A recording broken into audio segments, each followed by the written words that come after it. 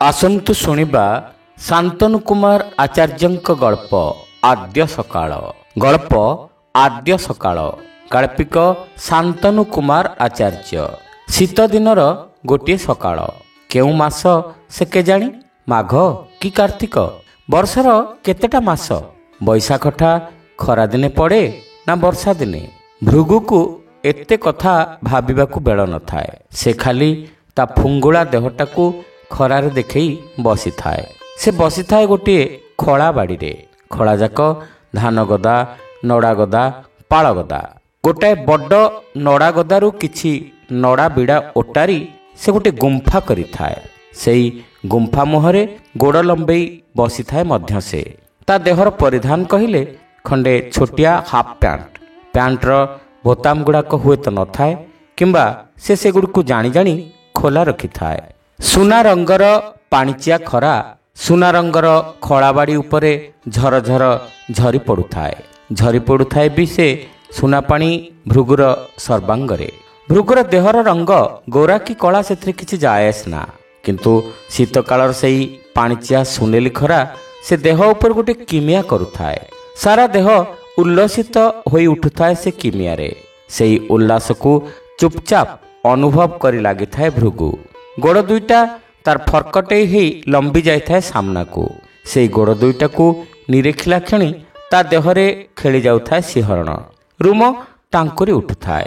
ଭୃଗୁର ଗୋଡ଼ ଗୋଟାକ ଯାକ ଏଇ କେତେଦିନ ଭିତରେ ଭରି ଯାଇଥାଏ ସୁନା ରଙ୍ଗର ଅସଂଖ୍ୟ ରୋମ। କିନ୍ତୁ ପ୍ରଥମ କୈଶୋରର ସର୍ବପ୍ରାଥମିକ ବିସ୍ମୟ ତା ପାଇଁ ଖାଲି ସେତିକି ନୁହେଁ। ଜୀବନରେ ପ୍ରଥମ ଥର ପାଇଁ ତାକୁ ଆଜି କ'ଣ ଜଣା ପଡ଼ୁଥାଏ, ଯାହା ବିଷୟରେ ସେ କିଛି ହେଲେ ବୁଝିପାରୁନଥାଏ। ତାର ଦେହଟା ଖାଲି ମଝିରେ ମଝିରେ ଉଲୁସି ଉଠୁଥାଏ, ଆଉ ମନ ଭିତରେ ମଧ୍ୟ ସେମିତି କ'ଣ ସବୁ ଲହଡ଼ି ଉଠୁଥାଏ ପଡ଼ୁଥାଏ। ତାକୁ ଆଜି ସବୁ କଥା ନୂଆ ନୂଆ ଲାଗୁଥାଏ। ସବୁର ଜଣାରୂପ ଅତି ଆଶ୍ଚର୍ଯ୍ୟଜନକ ଭାବେ ବଦଳି ଯାଇ ଅଜଣା ପାଲଟି ଯାଇଥାଏ।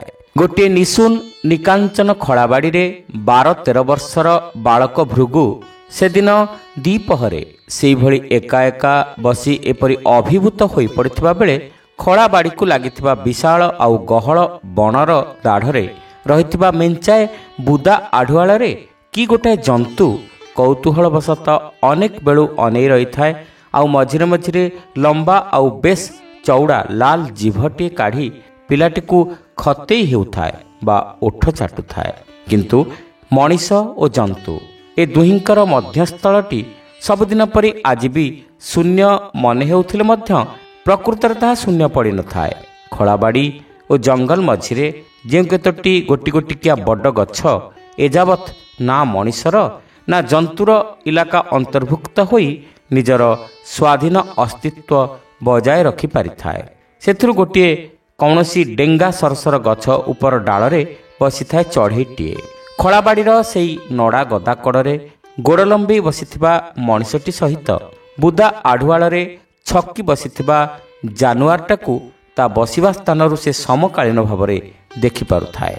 ଆଉ ସେପରି ଦେଖିବା ଦ୍ୱାରା ତା ଦେହଟା କେଜାଣି କାହିଁକି ଏତେ ଜୋରରେ ଥରି ଯାଉଥାଏ ଯେ ସେ ଆଉ ସ୍ଥିର ହୋଇ ବସି ନପାରି ଫୁର୍କିନା ଏ ଡାଳରୁ ସେ ଡାଳକୁ ଖଣ୍ଡି ଉଡ଼ା ଦେଉଥାଏ। ସେଇ ଖଣ୍ଡି ଉଡ଼ା ସହିତ ଗୋଟିଏ ଅସ୍ୱାଭାବିକ ରାବ ବାହାରି ଆସୁଥାଏ ତାର ମଧୁର ସଙ୍ଗୀତ ଅଭ୍ୟସ୍ତ ପକ୍ଷୀ କଣ୍ଠରୁ। ଉଭୟ ଭୃଗୁ ଓ ଜନ୍ତୁ ପକ୍ଷୀଟିର ସେପରି ଅସଙ୍ଗତ ସ୍ୱରକୁ ଶୁଣିପାରୁଥାନ୍ତି ନିଶ୍ଚୟ, କିନ୍ତୁ ପକ୍ଷୀର ଡାକ ଜନ୍ତୁଟିକୁ ବିରକ୍ତ କରୁଥିବା ସତ୍ତ୍ୱେ ଭୃଗୁର ଉଚ୍ଚାଟିତ ମନ ଶରୀରକୁ ବୋଧହୁଏ ବେଶୀ ବେଶୀ ପ୍ରଭାବିତ କରି ଲାଗିଥାଏ। ଭୃଗୁର ବସିବା ଢଙ୍ଗ ଏ ଭିତରେ ସମ୍ପୂର୍ଣ୍ଣ ବଦଳି ଯାଇଥାଏ। ଗୋଡ଼ ଯୋଡ଼ିକୁ ଲମ୍ବେଇ ବସିବା ପରିବର୍ତ୍ତେ ସେ ଏଥର ଗୋଡ଼ ଜାକି ଦେଇ ତଳେ ଆଣ୍ଠୁମାଡ଼ି ବସିବା ଢଙ୍ଗକୁ ଆଦରି ନେଇ ସାରିଥାଏ।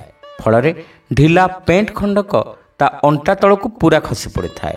ସେ ଅବସ୍ଥାରେ ବାହାରୁ ତାକୁ ଯେ କେହି ଦେଖିଥାନ୍ତା ସେ ଯେ ତାକୁ ନଙ୍ଗଳା ଟୋକାଟାଏ ବୋଲି ଭାବିଦେଇ ହସି ପକାଇଥାନ୍ତା, ସେ ବିଷୟରେ ତାର ଆଦୌ ଖିଆଲ ନଥାଏ।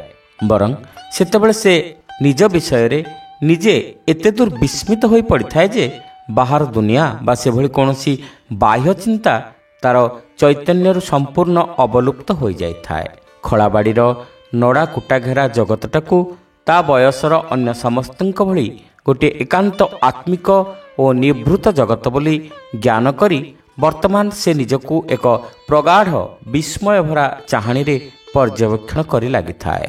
ବଣ ଉହାଡ଼ରେ ବୁଦା ଆଢ଼ୁଆଳରେ ନିଜକୁ ପୂରାପୂରି ଲୁଚାଇ ରଖିପାରିଛି ବୋଲି ମନେ କରୁଥିବା ଜନ୍ତୁଟି ଯୋଡ଼ାଏ ନିଶ୍ଚଳ ପଥୁରିଆ ଆଖିରେ ଖଳାବାଡ଼ି ଉପରକୁ ନିଘା ରଖିଥାଏ। ତା ଆଖିରେ ଭୃଗୁର ପ୍ରତ୍ୟେକଟି ହାବଭାବ ଆଉ ହଲଚଲ ବଡ଼ କୌତୂହଳ ଜାତ କରୁଥାଏ। ବୋଧହୁଏ ସେଇଥିପାଇଁ ତାର ପ୍ରଶସ୍ତ ପିଠିର ମୋଟା ମୋଟା ଟାଁସ ଟାଁସ ରୁମଗୁଡ଼ାକ ଠାଏ ଠାଏ ଖାଡ଼ା ଠିଆ ହୋଇପଡ଼ି ପୁଣି ନରମି ଯାଉଥାଏ। କିନ୍ତୁ ଗଛ ଡାଳରେ ବସିଥିବା ପକ୍ଷୀଟିର ଧୈର୍ଯ୍ୟଚ୍ୟୁତି କ୍ରମଶଃ ଅଧିକରୁ ଅଧିକ ବଢ଼ି ଚାଲିଥାଏ। ତାର କଣ୍ଠରେ ଅଧିକ ଆଶଙ୍କା ଜମାଟ ବାନ୍ଧି ଯାଉଥିବାରୁ ସ୍ୱର କ୍ରମଶଃ ବିକୃତ ହୋଇ ଉଠୁଥାଏ। ତାର ଏହି ପରିବର୍ତ୍ତିତ ସ୍ୱରକୁ ବୁଦା ଆଢ଼ୁଆଳରେ ଛକିଥିବା ଜନ୍ତୁ ଯେ ବଡ଼ ବିରକ୍ତି ସହକାରେ ଗ୍ରହଣ କରୁଥାଏ ଏଥିରେ ସନ୍ଦେହ ନଥାଏ। କାରଣ ପ୍ରତିଥର ଚଢ଼େଇର ଏହି ଶଙ୍କାକୁଳ ସତର୍କବାଣୀ ଜନ୍ତୁର କାନରେ ବାଜିବା ମାତ୍ରେ ତାର ମୋଟା ମୋଟା ଓଠ ଦୁଇଟା ମଝିରେ ଚାରୋଟି ଲମ୍ବା ଲମ୍ବା ଖଡ଼୍ଗ ପରି ଶାଣିତ ଦାନ୍ତ ମୁହୂର୍ତ୍ତକ ପାଇଁ ଝଲସି ଉଠି ପୁଣି ଅଦୃଶ୍ୟ ହୋଇଯାଉଥାଏ। କିନ୍ତୁ ଭୃଗୁର କାନ ବାହ୍ୟ ଜଗତରେ ନଥାଏ। ସେ ପୂରାପୂରି ନିଜ ଭିତରେ ନିଜେ ନିବୁଜ। ତାର ଆଖି, ନାକ, କାନ ପ୍ରଭୃତି ଇନ୍ଦ୍ରିୟ ଯେ କି ଆଜନ୍ମରୁ ବହିର୍ମୁଖ ହୋଇ ଏକ ଅଜଣା ବିଶ୍ୱକୁ ଜାଣିନେବାକୁ ପ୍ରତି ପଦେ ପଦେ ତତ୍ପରତା ପ୍ରକାଶ କରୁଥିଲେ, ବର୍ତ୍ତମାନ ସେମାନଙ୍କର କ'ଣ ହୋଇଗଲା କେଜାଣି? ସେମାନେ ଆଉ ବାହାର ଦୁନିଆର କୌଣସି ସମ୍ବାଦ ଗ୍ରହଣ କରୁନଥିଲେ। ତାଙ୍କ ମୁହଁଗୁଡ଼ାକ ବୁଲି ଯାଇଥିଲା ପଛପଟକୁ। ସେହି ପଛପଟେ ବାହାର ଦୁନିଆର ଠିକ୍ ବିପରୀତ ଦିଗରେ ଯେଉଁ ଅନ୍ୟ ଅଜ୍ଞାନ ଜଗତଟା ଏଯାବତ୍ ଭୃଗୁର ସମ୍ପୂର୍ଣ୍ଣ ନିଜସ୍ୱ ହୋଇ ମଧ୍ୟ ଥିଲା ସମ୍ପୂର୍ଣ୍ଣ ଅପରିଚିତ, ଭୃଗୁର ଇନ୍ଦ୍ରିୟମାନେ ବର୍ତ୍ତମାନ ସେହି ଦୁନିଆଟା ବିଷୟରେ ଗୋଟାକ ପରେ ଗୋଟାଏ ଅଜବ ସମ୍ବାଦ ଅଜାଡ଼ି ଦେଇ ଚାଲିଥିଲେ। ଅନ୍ତର୍ଜଗତର ସେହି ଅଲୌକିକତା ଭୃଗୁକୁ ସ୍ତବ୍ଧ ବିସ୍ମୟାଭିଭୂତ କରିସାରିଥାଏ। ତେଣୁ ପକ୍ଷୀର ଡାକ ବା ବଣ ଆଡ଼ୁ ପବନରେ ଭାସି ଆସୁଥିବା ହିଂସ୍ରତାର ମହୁଆ ଗନ୍ଧ ପ୍ରତି ତାର କାନ ନାକ ପୂରାପୂରି ଜଡ଼ ପାଲଟି ଯାଇଥାଏ। ସେ ବର୍ତ୍ତମାନ ହୋଇପଡ଼ିଥାଏ ସମ୍ପୂର୍ଣ୍ଣ ଉଲଗ୍ନ। ଛୋଟ ପ୍ୟାଣ୍ଟ ଖଣ୍ଡିକ କେତେବେଳେ ତାର ଅଣ୍ଟାରୁ ଆଣ୍ଠୁ ଓ ଆଣ୍ଠୁରୁ ବଳାଗଣ୍ଠି ଟପି ସାରିଥିଲା ଜାଣିପାରି ନଥାଏ ସେ। ଶୀତ ସକାଳର ସୁନାରଙ୍ଗର ଖରା ଭୃଗୁର ସାମ୍ନା ପଟଟିକୁ ସମ୍ପୂର୍ଣ୍ଣ ଆଲୋକିତ କରୁଥାଏ। ମନ୍ଦିର ଗାତ୍ରରେ ଉତ୍କୀର୍ଣ୍ଣ କୌଣସି ଏକ ଦେବ ଶିଶୁର ଲଳିତ ବିଗ୍ରହ ପରି। ଆଉ ଅଦୂରରେ ଗଛଲତା ଆଢ଼ୁଆଳରେ ଛକି ବସିଥିବା ଜନ୍ତୁଟି ଅନ୍ଧାରରେ ରହି ନିଜର ଆସୁରିକ ଦନ୍ତ ବିକଶିତ କରି ସେହି ଦେବ ଶିଶୁଟିର ଶରୀରଟା ବାସ୍ତବିକ ରକ୍ତମାଂସରେ ଅଥବା ପଥରରେ, ଏହି ପାର୍ଥକ୍ୟ ପରୀକ୍ଷା କରିବାର ଉପଯୁକ୍ତ ମୁହୂର୍ତ୍ତକୁ ଅପେକ୍ଷା କରି ବସିଥାଏ। ଗଛ ଡାଳରେ ପକ୍ଷୀ ବହୁ ସମୟ ଧରି ବହୁ ପ୍ରକାରର ରାବ ପରୀକ୍ଷା କରିବା ସତ୍ତ୍ୱେ ନିର୍ବୋଧ ମଣିଷ ପିଲାଟିକୁ ତାର ଆସନ୍ନ ବିପଦ ସମ୍ପର୍କରେ ସତର୍କ କରିଦେବାକୁ ଅକ୍ଷମ ହୋଇଛି ଜାଣି କିଛି ସମୟ ପାଇଁ ସ୍ତବ୍ଧ ହୋଇଯାଇଥାଏ। ମନରେ ତାର ଦେଖାଇ ଦେଇଥାଏ ଘୋର ଅବସାଦ। ଦିନ ପରେ ଦିନ ଏପରି ଅନେକ ହିଂସାକାଣ୍ଡ ସେ ଦେଖି ଆସିଛି ସ୍ୱଚକ୍ଷୁରେ। ମାତ୍ର ପ୍ରତିଥର ଏପରି ଜଘନ୍ୟ ହିଂସାକାଣ୍ଡର ଆଶଙ୍କିତ ମୁହୂର୍ତ୍ତ ଉପସ୍ଥିତ ହେବା ମାତ୍ରେ ଏକ ତୀବ୍ର ବ୍ୟାକୁଳତାର ଆଲୋଡ଼ନ ସେ ଅନୁଭବ କରିଛି ଅନ୍ତରରେ। ସେହି ବ୍ୟାକୁଳତାବଶତଃ ସେ ଛଟପଟ ହୋଇ ଚିତ୍କାର କରି ପକାଏ। ତାର ମନେ ହୁଏ ହୁଏତ ଦୁର୍ବଳ ପକ୍ଷ ତା ମୁଣ୍ଡ ଉପର ଆକାଶରୁ ଖସୁଥିବା ସେହି ଦୈବୀବାଣୀ ଶ୍ରବଣ କରି ସତର୍କ ହୋଇଉଠିବ ଏବଂ ଆତ୍ମରକ୍ଷା କରିବାକୁ ସମର୍ଥ ହେବ। କିନ୍ତୁ ହାୟ, ତାର ଏ ମହତ୍ ପ୍ରବୃତ୍ତିଟି ଏହିପରି ପ୍ରାୟତଃ ବ୍ୟର୍ଥ କାମ ପ୍ରମାଣିତ ହୁଏ। ପ୍ରତିଥର ପ୍ରତି ଅଶୁଭ ଲଗ୍ନରେ ପକ୍ଷୀଟି ନିରାଶ ହୋଇପଡ଼ୁଥାଏ ଆଉ ସ୍ଥାନ ତ୍ୟାଗ କରି ଅନ୍ୟତ୍ର ଉଡ଼ିଯିବା ପାଇଁ ଡେଣା ଯୋଡ଼ିକୁ ଝାଡ଼ୁ ଝାଡ଼ୁ ଚାରିଆଡ଼େ ଆଖି ବୁଲାଇବା ଆରମ୍ଭ କରିସାରିଥାଏ। ପକ୍ଷୀଟି ଯେଉଁ ଗଛରେ ବସି ବର୍ତ୍ତମାନ ତାର ଚାରିପଟକୁ ଅନିଶା କରୁଥାଏ, ସେଠୁ ତିନୋଟି ଦିଗରେ ସେ ବେଶ ଦେଖିପାରୁଥାଏ ଶୀତୁଆ ସକାଳର କୁହୁଡ଼ି ଘେରା ତାର ସେହି ପ୍ରିୟତମ ଚିରଶ୍ୟାମଳ ଆରଣ୍ୟକ ବାସସ୍ଥଳ। କିନ୍ତୁ ଅନ୍ୟ ଦିଗଟି ଥାଏ ତା ପାଇଁ ଏକ ଗଭୀର ଦୁଶ୍ଚିନ୍ତାର ଦିଗ। ସେପଟେ ଅଦ୍ଭୁତ ଘଟଣା ସବୁ ଘଟି ଚାଲିଥାଏ ନିତିଦିନ। ରାତିରେ ନିଆଁ, ସକାଳେ ସଞ୍ଜେ ଧୂଆଁ ସାଙ୍ଗକୁ ବିବିଧ ଶବ୍ଦର ବାସସ୍ଥଳ ହୋଇଥାଏ ସେ ଅଞ୍ଚଳଟା। ବୃକ୍ଷବିହୀନ ସେହି ନିଆଁ ଧୂଆଁ ଶବ୍ଦମୟ ଅଞ୍ଚଳଟା ଯେ ମଣିଷର ବାସସ୍ଥଳ ବେଶ ଜାଣି ହେଉଥାଏ। କିନ୍ତୁ ପକ୍ଷୀର ଦୁଶ୍ଚିନ୍ତାର କାରଣ ମଣିଷ ବା ସେହି ନିଆଁ ଧୂଆଁ ବାସସ୍ଥଳଟା ନୁହେଁ, ତାର ଦୁଶ୍ଚିନ୍ତାର ମୂଳ କାରଣ ଥିଲା ସେହି ଦିଗ ବା ସେହି ଅଞ୍ଚଳଟିର ସାମଗ୍ରିକ ଦୁର୍ଭାଗ୍ୟ। ତାର ପ୍ରବୃତ୍ତି ତା କାନରେ ସ୍ପଷ୍ଟ ଏକ ସମ୍ବାଦ ପରିବେଷଣ କରି ଲାଗିଥିଲା। ସେପଟେ ମୃତ୍ୟୁର ଦିଗ। ସେପଟେ ଯେଉଁମାନେ ବାସ କରନ୍ତି ସେମାନେ ଆଉ ବେଶୀ ଦିନ ବଞ୍ଚିବେ ନାହିଁ। କିଛି ଗୋଟାଏ ଘଟିଯିବ, ଆଉ ସେମାନେ ସମୂଳେ ନିଶ୍ଚିହ୍ନ ହୋଇଯିବେ। ଜାଣି ହେଉଥାଏ ସ୍ପଷ୍ଟ। ଆଉ ଏଇ ବାର୍ତ୍ତାଟିକୁ ନେଇ ସେ ଉଡ଼ିଯିବାକୁ ଚାହିଁଥିଲା ସେଠିକି, ସେଇ ମରଣୋନ୍ମୁଖୀ ନିଆଁ ଧୂଆଁ ଆଉ ଶବ୍ଦ ଅଞ୍ଚଳକୁ, ଅନ୍ତତଃ ଥରଟିଏ ସତର୍କ କରିଦେବା ପାଇଁ ସେଠାକାର ଅଧିବାସୀମାନଙ୍କୁ। କିନ୍ତୁ ନିମ୍ନ ଜଗତର ଏଇ ପ୍ରାଣୀଗୁଡ଼ିକ, ଏଇ ଖଳାବାଡ଼ିର ନଙ୍ଗଳା ମଣିଷ ପିଲାଟି ହେଉ ବା ବୁଦା ଆଢ଼ୁଆଳର ଘୁମୁହାଁ ଜାନୁଆରଟି ହେଉ, ଊର୍ଦ୍ଧ୍ୱରୁ ଅବତରଣ କରୁଥିବା ସତର୍କବାଣୀକୁ ଶୁଣିବା ପାଇଁ ସେମାନଙ୍କର କାନ ଥାଏ କି ନଥାଏ ସେ ବିଷୟରେ ଅତ୍ୟନ୍ତ ସନ୍ଦିହାନ ହୋଇପଡ଼ିଥାଏ ପକ୍ଷୀଟି ସେତେବେଳକୁ। ଭୃଗୁ ବର୍ତ୍ତମାନ ଖଳାବାଡ଼ିର ନଡ଼ାଗଦାରେ ଖୋଲା ହୋଇଥିବା ଉଷୁମ ଗୁମ୍ଫାଟିର ମୁହଁ ପାଖରୁ ଘୁଞ୍ଚିବାକୁ ଆରମ୍ଭ କରିଥାଏ।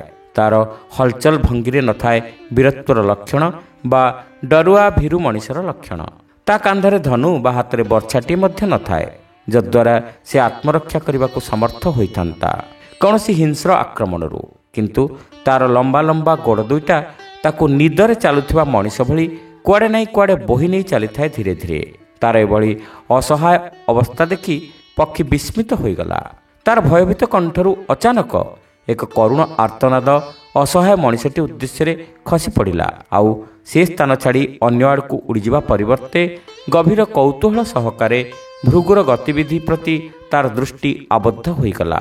ଭୃଗୁର ଚାଲିଟି ଥିଲା ଗୋଟିଏ ନୂଆ ଚାଲି ଶିଖୁଥିବା ଶିଶୁର ଚାଲି ପରି ଏକାନ୍ତ ଅନିର୍ଦ୍ଦିଷ୍ଟ।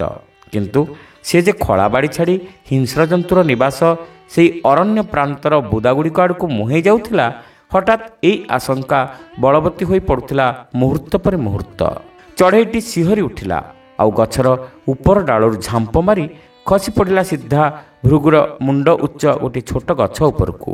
କିନ୍ତୁ ତାହା ମଧ୍ୟ ବିଫଳ ହେଲା।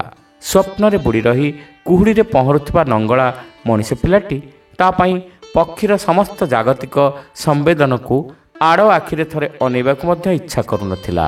ଭୃଗୁ ସେତେବେଳକୁ ଖଳାବାଡ଼ିର ସୀମା ଟପି ସାରିଥିଲା। ସେଠାରୁ ମାତ୍ର କେଇ ପାହୁଣ୍ଡ ଦୂରରେ ତାକୁ ସ୍ୱାଗତ ଜଣାଇବାକୁ ଯେଉଁ ଭୟଙ୍କର ହିଂସ୍ରତା ଆଁ କରି ବସି ରହିଥିଲା, ତାର ଗତି ସମ୍ଭବତଃ ପୂର୍ବ ନିର୍ଦ୍ଦିଷ୍ଟ ହୋଇସାରିଥିଲା ଠିକ୍ ସେଇଠାକୁ। କିନ୍ତୁ ହଠାତ୍ ଏକ ଅଦ୍ଭୁତ ବ୍ୟାପାର ପ୍ରତିବନ୍ଧକତା ସୃଷ୍ଟି କଲା ଭୃଗୁର ବିଧି ନିର୍ଦ୍ଦିଷ୍ଟ ଗତିପଥରେ। ଖଳାବାଡ଼ି ଓ ବଣ ମଝାମଝି ଗୋଟିଏ ବିଶାଳ ଶିମିଳି ଗଛ। ଏହି ଶିମିଳି ଗଛଟା ବସନ୍ତ ଋତୁର ଆବାହକ ବୋଲି ଜାଣନ୍ତି ସମସ୍ତେ। ଶୀତ ଅନ୍ତେ ଦକ୍ଷିଣର ପ୍ରଥମ ଉଷ୍ମ ମଳୟ ସ୍ପର୍ଶରେ ଗଛଟା ଲକ୍ଷ ଲକ୍ଷ ଲାଲ ଟହଟହ ଜିଭ କାଢ଼ି ପ୍ରମତ୍ତ ନାରୀଟିଏ ଭଳି ଉଭା ହୋଇଉଠେ ବନପ୍ରାନ୍ତରରେ। ତାର ଏଭଳି ଉଭା ହେବା ଢଙ୍ଗ ଯୋଗୁଁ ଡରିଯାଆନ୍ତି ଅନେକ। ଗଛଟିକୁ ଗୋଟିଏ ଭୟଙ୍କର କାମାସକ୍ତା ଅସୁରୀ ନାରୀ ମନେକରି ମଣିଷମାନେ ତା ପାଖ ମାଡ଼ିବାକୁ ସାହସ କରନ୍ତି ନାହିଁ କେବେ। କିନ୍ତୁ ଚଢ଼େଇମାନେ ମଣିଷମାନଙ୍କ ପରି ଲାଲ ରଙ୍ଗକୁ ଭୟ କରନ୍ତି ନାହିଁ ଏତେ। ସେମାନେ ଆସନ୍ତି ଆକୃଷ୍ଟ ହୋଇ ଖାସ୍ ସେଇ ଲାଲ ରଙ୍ଗର ପ୍ରଲୋଭନରେ। ଏହି କାରଣରୁ ବସନ୍ତ ଋତୁର ପ୍ରାରମ୍ଭରେ ବଣ କଡ଼ର ଏହି ଖଳାବାଡ଼ି ପାଖ ଶିମିଳି ଗଛରେ ଚଢ଼େଇମାନଙ୍କର କଳରବରୁ ହିଁ ଆରମ୍ଭ ହୋଇଯାଏ ବସନ୍ତ ଉତ୍ସବ ଏ ଅଞ୍ଚଳରେ।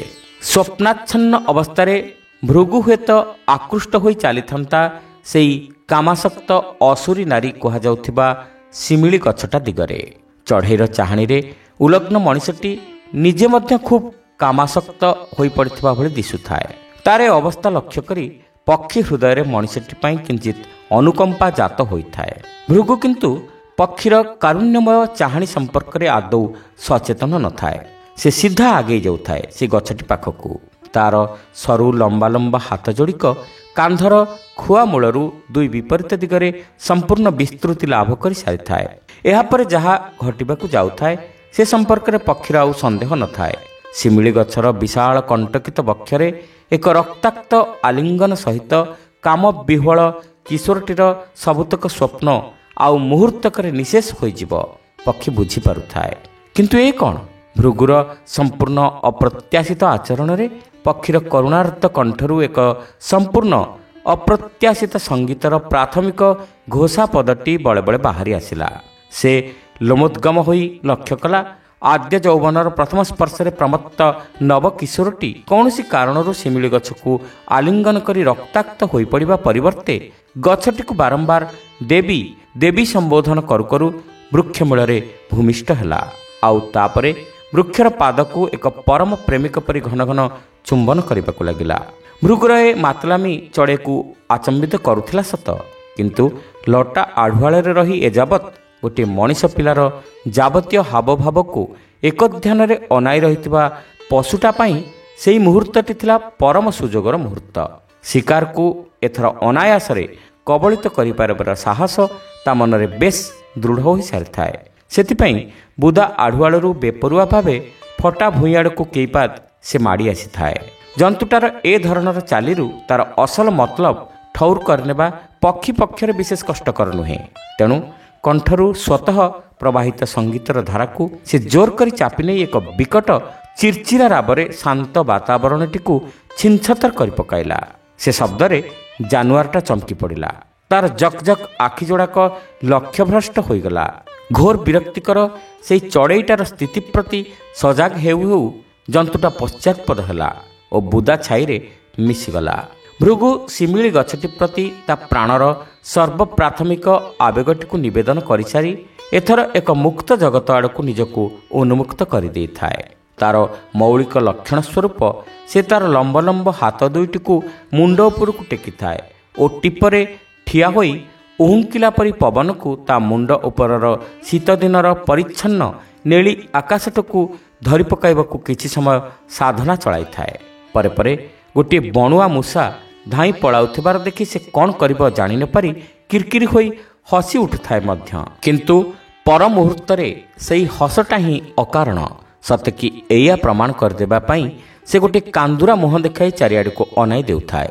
କିନ୍ତୁ ତାର ସେ ଅନାଇବାର ଭାବଭଙ୍ଗୀରୁ କେବଳ ପକ୍ଷୀ କାହିଁକି, ବୁଦା ଆଢ଼ୁଆଳର ଜାନୁଆରଟା ମଧ୍ୟ ଜାଣି ନେଇ ପାରୁଥାଏ ଯେ ବୋକା ମଣିଷଟାର ଆଖି ଦୁଇଟା ତା ଚାରିପାଖରେ ଘୁରି ବୁଲୁଥିବା ଆକସ୍ମିକତା ପ୍ରତି ସମ୍ପୂର୍ଣ୍ଣ ଅନ୍ଧ ହୋଇଯାଇଥାଏ। ଭୃଗୁର ଏହି ଭାବାନ୍ତରରେ ଅଂଶୀଦାର ହେବା ପାଇଁ ଚଢ଼େଇର ଆଉ ଧୈର୍ଯ୍ୟ ନଥାଏ। ନିର୍ବୋଧ ମଣିଷମାନଙ୍କର ଏପରି କ୍ଷଣିକ ଭାବାନ୍ତର ସହିତ ସେ ଅପରିଚିତ ନୁହେଁ। ଗଭୀର ଅରଣ୍ୟରେ କାଠ କାଟୁଥିବା କାଠୁରିଆମାନଙ୍କୁ ସେ ପ୍ରାୟ ପ୍ରତିଦିନ ଦେଖେ। ହାଣ କୁରାଢ଼ୀର ପହିଲି ଚୋଟଟା କୌଣସି ଜିଅନ୍ତା ଗଛ ଉପରେ ଚଢ଼ାଇବା ପୂର୍ବରୁ ସେମାନେ ଏହିପରି ନତମସ୍ତକ ହୋଇ ଗଛଟିକୁ ଦେବୀ ବୋଲି ସମ୍ବୋଧନ କରିବାର ହାସ୍ୟାସ୍ପଦ ଦୃଶ୍ୟ ସହିତ ପକ୍ଷୀଟି ନିତାନ୍ତ ଅପରିଚିତ ନୁହେଁ।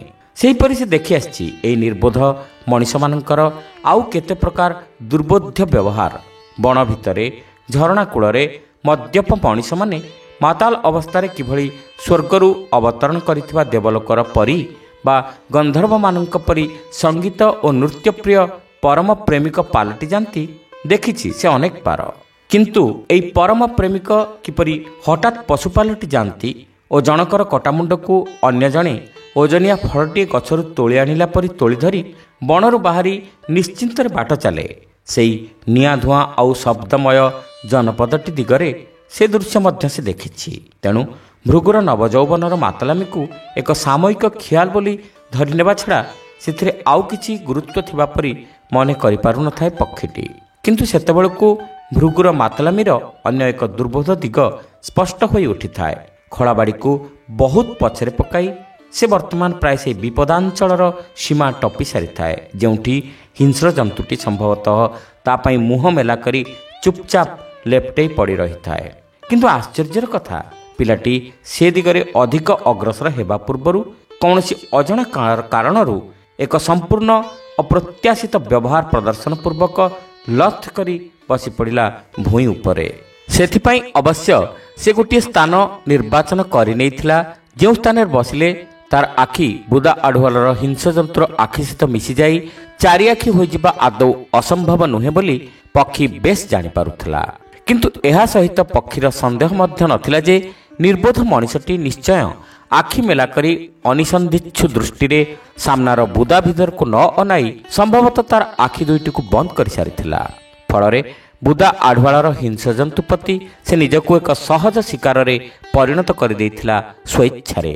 ଏକ ଭୟାବହ ପରିଣତିର ଆଶଙ୍କା ମୁହୂର୍ତ୍ତକ ମଧ୍ୟରେ ଏକ ଚରମ ବାସ୍ତବତାରେ ପରିଣତ ହେବାକୁ ଯାଉଥିବା ଦେଖି ପକ୍ଷୀଟିର ଛାତି ଥରି ଉଠିଥିଲା। ନିଜ ଆଖପାଖରେ ଆଜୀବନ ସେ ଏହିପରି ଅନେକ ନାଟକ ଦେଖି ଆସିଥିଲା, ଯେଉଁଠି ଖାଦ୍ୟ ଖାଦକର ଚିରନ୍ତନ ସମ୍ବନ୍ଧ ପ୍ରକଟିତ ହେବାରେ ଜୀବନର ସାର୍ଥକତା ହିଁ ପ୍ରମାଣିତ ହେଉଥିଲା। କିନ୍ତୁ ଆଜି ଏହି ଅଦ୍ଭୁତ ଦୃଶ୍ୟଟି ତାର ସବୁ ବୁଝାମଣାକୁ ପ୍ରାୟ ବ୍ୟର୍ଥ କରି ଦେଉଥିଲା। ବିଚକ୍ଷଣ ପ୍ରତ୍ୟୁତ୍ପନ୍ନମତି ସମ୍ପନ୍ନ ମଣିଷ ଜାତିର କ'ଣ ସତେ ଏପରି ଦୁର୍ଯୋଗର ଦିନ ପହଞ୍ଚିଗଲା, ଯେଉଁଦିନ ସେ ସ୍ୱଇଚ୍ଛାରେ କୌଣସି ହିଂସ୍ରଜନ୍ତୁ ନିକଟରେ ନିଜର ଏପରି ଅସହାୟ ଅବସ୍ଥାରେ ସମର୍ପଣ କରିଦେଇ ଏଭଳି ସ୍ଥିରତାର ସହିତ ନିଜକୁ ଜଗତ ସମ୍ମୁଖରେ ଦେଖାଇପାରେ ଯେ ସେ ବାସ୍ତବରେ ନିର୍ଭୀକ। ଏକ ଗଭୀର ସଂଶୟାଚ୍ଛନ୍ନ ଅବସ୍ଥାରେ ପକ୍ଷୀଟି କିଛି ସମୟ ଇତସ୍ତତ ହୋଇପଡ଼ିଲା। ଏହାପରେ ହଠାତ୍ ତା ଅନ୍ତରରେ ଏଯାବତ୍ ଚାପି ହୋଇ ଶୋଇ ରହିଥିବା ଏକ ସହଜାତ ପ୍ରବୃତ୍ତି ଚେଇଁ ଉଠିଲା। ନିଜର ସନ୍ତାନ ବର୍ଗକୁ ଆସନ୍ନ ବିପଦରୁ ରକ୍ଷା କରିବା ପାଇଁ ଯୁଗ ଯୁଗ ଧରି ମା ଚଢ଼େଇମାନେ ଗୋଟିଏ ନିର୍ଦ୍ଦିଷ୍ଟ ରୀତିରେ ଭୁଆଁ ବୁଲେଇ ଆସିଛନ୍ତି ବଣର ହିଂସ୍ରତାକୁ।